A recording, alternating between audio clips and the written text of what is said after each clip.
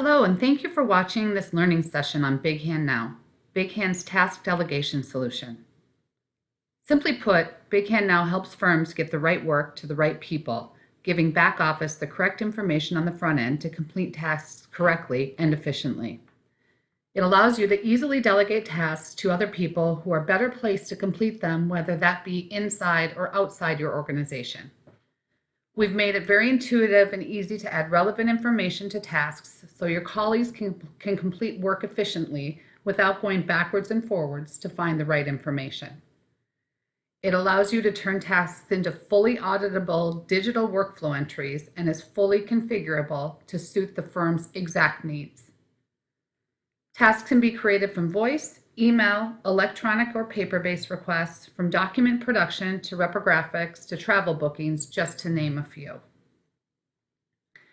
Tasks can be created quickly and easily by completing a pre-configured form and attaching any accompanying file straight from email, your DMS, or locally. Once in the workflow, tasks can be assigned to a specific team or individual for processing and monitored through to completion. Tasks in the BigHand Now workflow can be accessed by anyone with necessary permissions regardless of their physical location. What I'd like to do now is show you a demonstration of how an attorney or an assistant on behalf of an attorney would submit a job to back office. In this example, I am going to do a document format request, which will be going to the Resource Center. So as you can see, this is the desktop assistant, and every attorney and conceivably every legal assistant will have this floating on their desktop. And this is the input method. This is how requests are sent through. In this example, I am going to submit a document to the Resource Center again to be formatted. I do not have an integration with any DMS, but had I, you could drag and drop the NRL link, or if the attachment, or if the document was in an email, you could drag and drop the email on top of the desktop assistant. So I am dragging and dropping.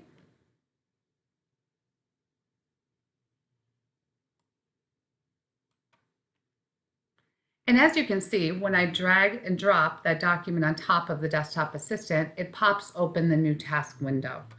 I am logged in as a fee earner, so as you can see, requested by Megan Eitenauer is grayed out. If I were logged in as an assistant, it wouldn't be, and you could simply type in the first few letters of the attorney's name and it'll populate it for you. Now, work type. Again, as I said in the beginning, tasks are completely configurable and customizable to the firm.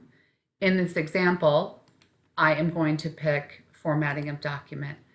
And as you can see, when I click work type or what work type I want, it automatically defaults to where that job needs to go and how quickly it needs to be done. In this example, all document formatting requests go to the Resource Center, and the standard priority is that they need to be done within 24 hours. Certainly you can change that if you need it to be done urgently or as soon as possible, or if you want to put in a specific due by date, you can do so. But again, in this example, it's 24 hours. You certainly could also change the workflow to another one, but again, the standard one and it defaults to where it typically needs to go. Once done, I hit next, and this brings up everything that might potentially need to be done in a formatting of a document request. This portion as well is completely configurable or customizable to that particular task. So in this example, I have first and foremost client matter information for bill back purposes. We can integrate with wherever you store your client matter information. So who's ever submitting the task would only have to type in the first couple letters of the client and then the first few letters of the matter, and then click on it. And as you can see, these two fields have asterisks next to them. That means they're required fields. So whomever is submitting the task cannot actually submit it without populating that information.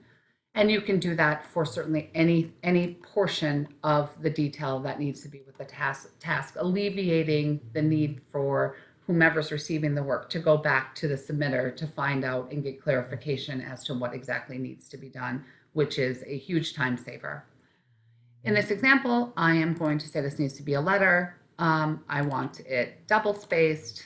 I would like to change the font. And again, all of this is configurable to what your firm's needs are. And I'm going to change the font size to 12, and I would like it justified. Once I have all the information on this particular task that I need to be sent back to the resource center, all I have to do is hit send. And as you can see, this is how quickly the request has been sent to the resource center. It also closes the new task window, so an attorney or assistant on behalf of attorney can submit another one.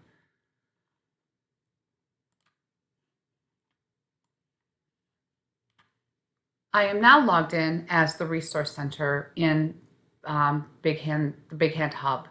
This is where all requests are received for back office.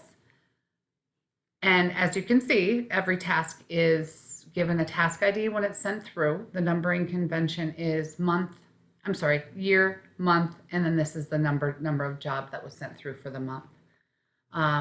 It will give you a start by and due by date, helping departments manage their queue. So when tasks are set up initially, they are assigned a effort estimate with it. So for this example, and the effort estimate for formatting a document is 1 hour, and this job needs to be done within 24 hours. So it will tell the back office or support staff or department that they need to start this job tomorrow at 5:57 a.m. to ensure that it's completed by 6:57 a.m. So you're meeting your SLAs. There's nothing cookie cutter about tasks for the most part. So if this is a more complex job or whatever, the manager or supervisor of that department would be able to adjust that effort estimate. So it's not technically an hour, it will take 5. They can adjust that effort estimate as well. So Resource Center, all they have to do is double click on the job. And now what happens is the attorney is notified. They can look at their work in progress queue and see, okay, this is now in progress. And Michelle in the Resource Center has picked it up and is working on it. So if he or she does have any questions about this particular request, they know exactly who to go to directly.